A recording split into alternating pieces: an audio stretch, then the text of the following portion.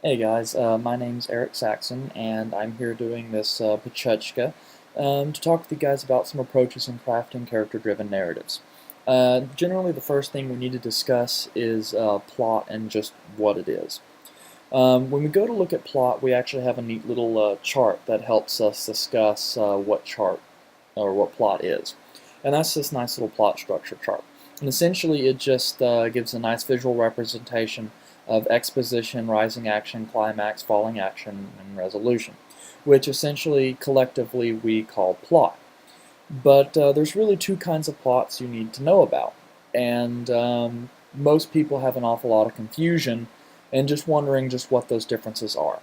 And what it really comes down to is, do we have plot-driven or character-driven narratives?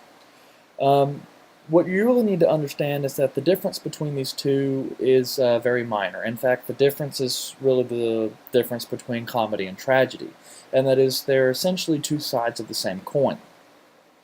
Now, what most people come to understand whenever they look at plot structures, they think of something more about plot-driven story, which, when you really boil it down, plot-driven story structure is really just all about action.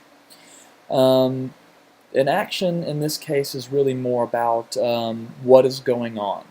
Although we don't really tend to look at it action in this way, when we really talk about action in this sense, what we're really referring to is something more along the lines of entertainment or your fun and explosive kind of action.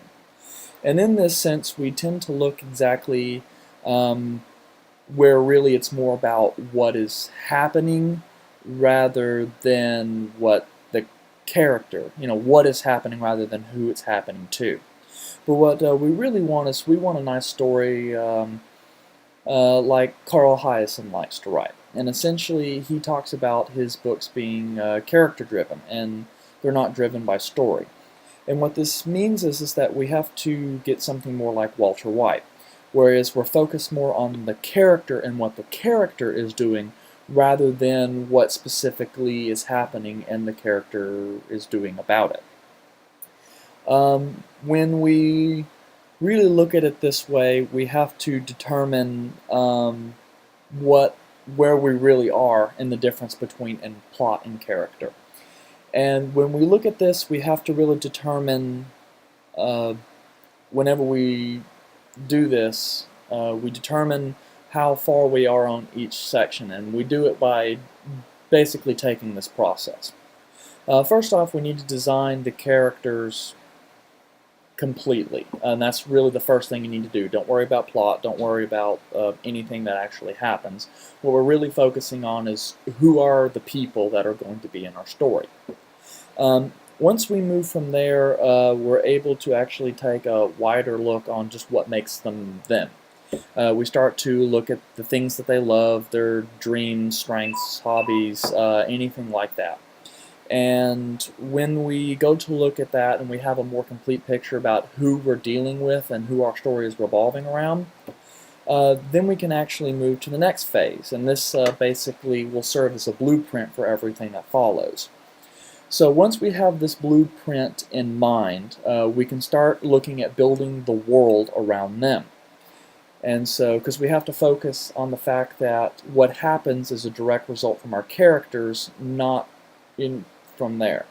We move on to world building, where it's essentially have to craft the world that our characters are going to revolve around. One of the first things you need to understand is that this is not based on character. Essentially, they're independent things. And so once we start having the character and we start building this world, we get an overall setting or landscape that the world is going to be built in. And then after we get this setting, we can start looking at exactly how the two are going to interrelate. And that is, what about the setting and the character seems plausible to happen to our character. And so then we build this character arc. What is essentially what we can expect to happen to the character in the setting we've defined. And these things will help us build this character arc and actually determining what the actual story is. Or basically, then we take from this position and then we work from the inside out to then create our action.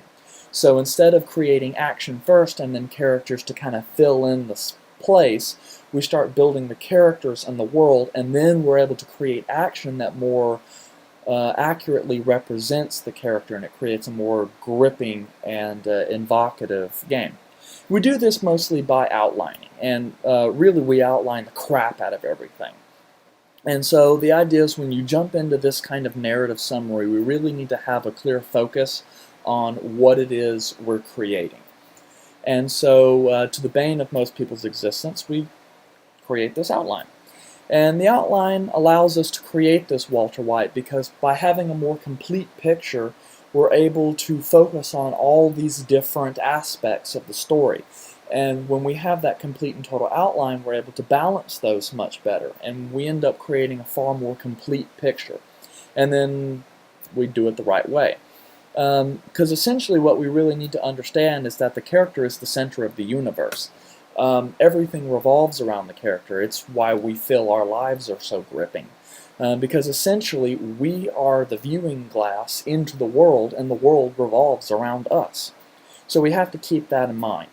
And when we keep that in mind, that's when we really start getting the keys to success, especially when you start looking at the uniqueness. Because ultimately, when you focus on plot, that changes all the time, but if you have a gripping character, then of course everything just kind of falls into place.